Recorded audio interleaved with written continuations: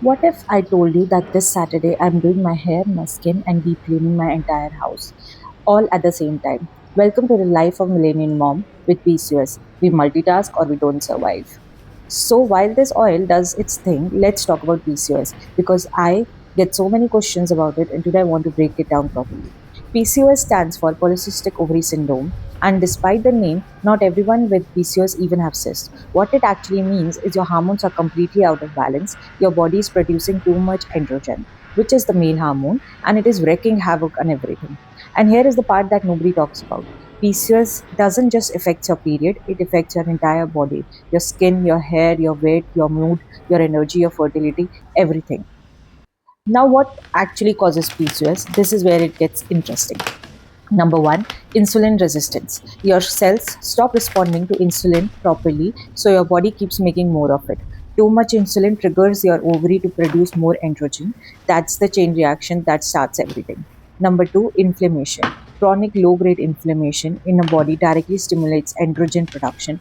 And guess what causes inflammation? Stress, poor sleep, processed food. Yeah, modern life basically invented PCOS. Number three, genetics. If your mom, aunt, or sister has it, your chances are significantly higher. It runs in families, and most women don't even know they have it because nobody in their family was ever diagnosed. Now let's talk about symptoms because PCOS looks different on every woman, and that is why so many go underdiagnosed for years. I was one of them.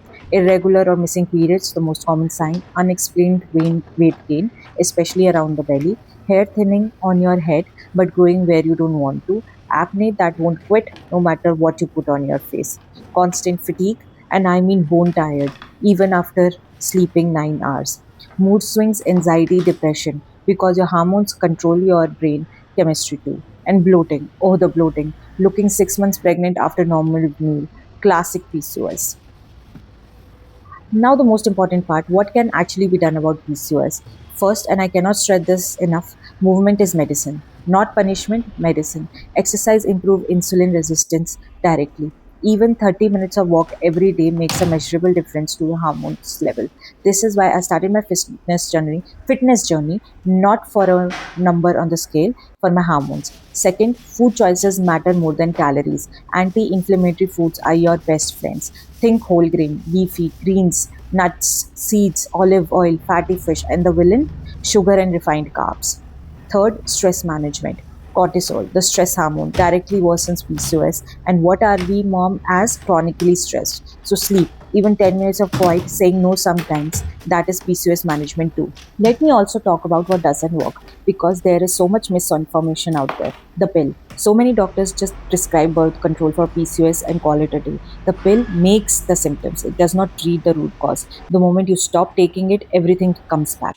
I know because that was me for years. Doing nothing and hoping it goes away, it doesn't. PCOS is a lifelong condition, but and this is the part I want you to hold on. It is one of the most manageable condition if you give your lifestyle the attention it deserves. The only thing that has ever actually moved the needle is consistency in life. Small changes every single day. You are not broken. Your body is not your enemy. It is just asking for more support than average, and you are capable of giving it that. Start with one thing, one walk, one home cooked meal, one early night.